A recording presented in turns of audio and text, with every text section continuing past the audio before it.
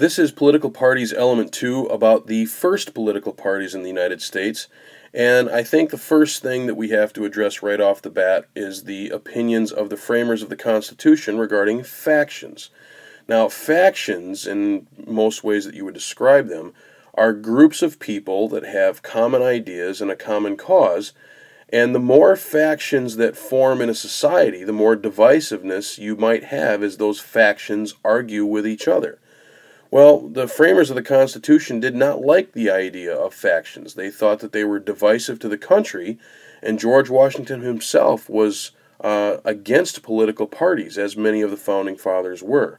Well, of course, the issue of the Constitution came up, and they couldn't stop this ball from rolling. Federalists and Anti-Federalists argued with each other, and that in and of itself led to a series of factions being formed, whether they were political parties or interest groups, all with their own specific special cause and all arguing with each other.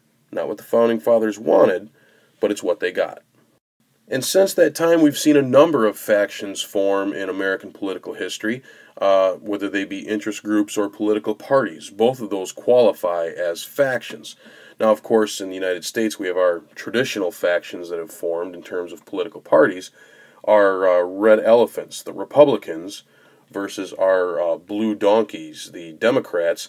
And as you take a look down at the bottom here, various third parties in between, the owl being the symbol of the Libertarian Party.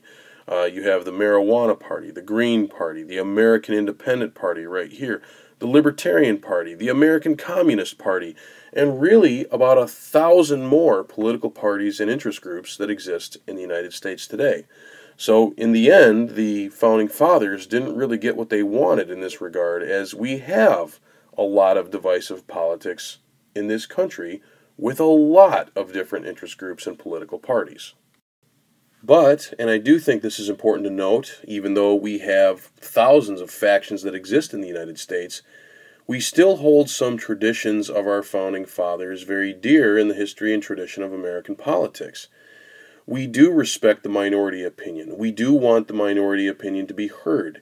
We also are willing to listen to other people's ideas and debate them profoundly.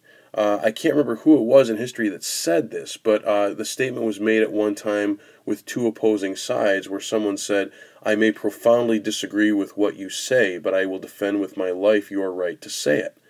We have a genuine, healthy respect for that.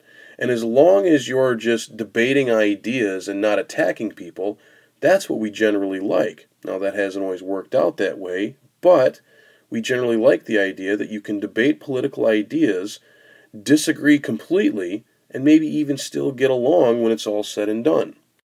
In American political tradition, you could have two people that are complete polar opposites, but at least they're willing to listen to what the other person has to say.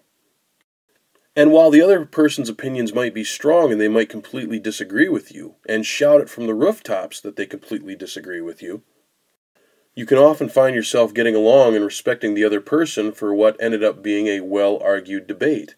I can't remember which year this was. It was a couple of years ago, where Barack Obama was giving a speech in the U.S. House of Representatives, and a Republican said, "You lie," just shouted it out in the House chamber. It wasn't Democrats, Barack Obama's political party, that came to his defense. It was other Republicans who went to that Republican and said, "That's not what we do here." The guy was a freshman congressman and felt kind of ashamed afterward because he'd been called out by other Republicans who said, even if you disagree with what he's saying, you don't attack him personally like that here on the House chamber floor. It's just not part of decorum, and it's not part of what we do. It's not uncommon for members of Congress to have huge arguing debates in a typical House of Representatives session or a Senate session, and then go out to dinner with each other afterward. So, as per American traditions set forth by the Founding Fathers of the country, you can have good, healthy debate and good, healthy disagreement while also having a respect for each other and the other person's opinions, as we've said already before. And when you do, if you'll notice in this slide, you'll see that the President, Barack Obama, a Democrat, is being supported by his Vice President, another Democrat, Joe Biden. But if you look down in the corner over here, you'll also notice that John Boehner, a Republican Speaker of the House, is not supporting this thing that the President just said, and refuses to stand up and applaud for it. And that is accepted and okay as well. This is called partisan politics, and when you're practicing partisan politics, you are standing up for your own party and not willing to really work with or be willing to support the other party. That's what partisan politics is. But you'll also find some issues that are bipartisan issues. Think about the word bi for a second. In bicycle or bifocals, you're talking about two. Bipartisan meaning two parties. And on some issues, one party will be willing to support or work with the other party on it. Maybe they both agree that it's an important issue. So when you do that, that is bipartisan politics or a bipartisan issue. If you're being partisan, you're not willing to work with them or support them. But if you're being bipartisan, you are.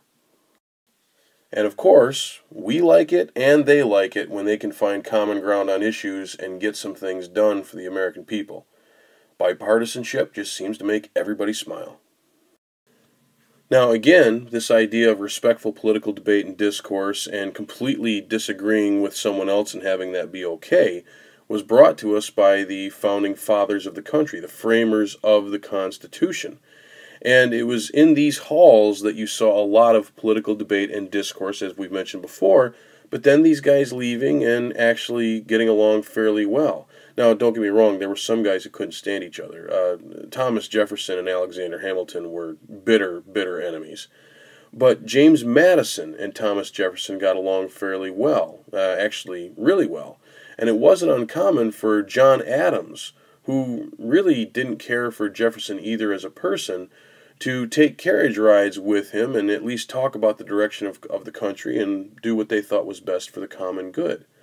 These debates, of course, were about the U.S. Constitution, and the two groups that were debating about this, the Federalists, who wanted the Constitution to pass, and the Anti-Federalists, who did not, inadvertently and unintentionally became the nation's first political parties.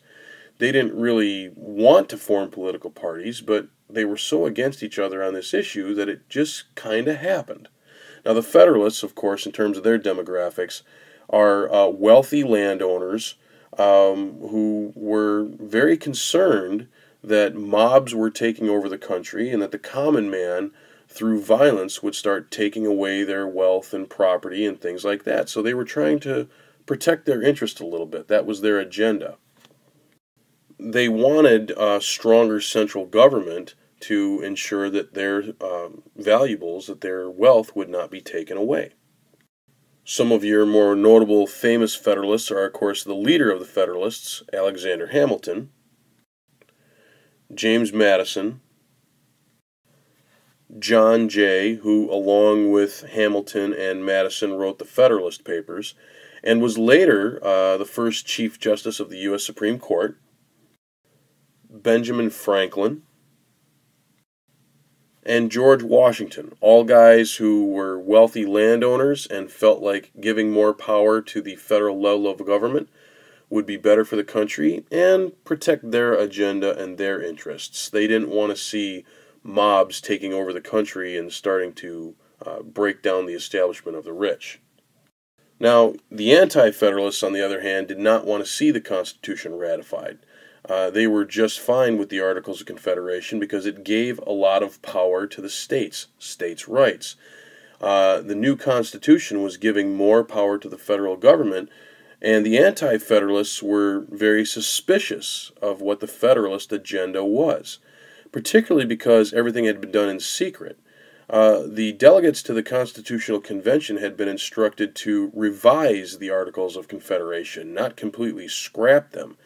So when they met in secret during the summer of 1787 and left the building with a brand new governing document that protected their interests a little more with a stronger central government, the Anti-Federalists were, of course, very suspicious. Now, these guys were more of the common man. They weren't as educated as the Federalists were, and they weren't as wealthy as the Federalists were. But they definitely believed that the common man should have more rights and freedoms, and that the common man should run society. Whereas the Federalists were kind of more upper class, The Anti-Federalists were more rural farmers. The Federalists were more upper-class, urban, wealthy landowners, if you will. So they have two distinct different sets of demographics and two decidedly different agendas. Of course, the most famous of the Anti-Federalists is Thomas Jefferson, who led the movement against the Federalists to make sure the Constitution was not ratified. He failed in this regard. Eventually, the Constitution was ratified. And Samuel Adams, yes, that Samuel Adams of beer maker fame. Essentially, when it was all said and done, two groups, one very wealthy, very upper class, very interested in stronger central government, the Federalists, was debating and arguing this document, the Constitution, against a group of people that were very common man and not as well educated and very rural, believing in more states' rights to control government and not a stronger federal level of government. This issue kept getting debated, and even after the issue was settled and the Constitution was ratified, these two groups continued to debate with each other.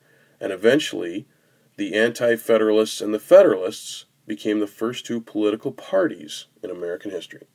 Okay, that's it. Thanks for listening.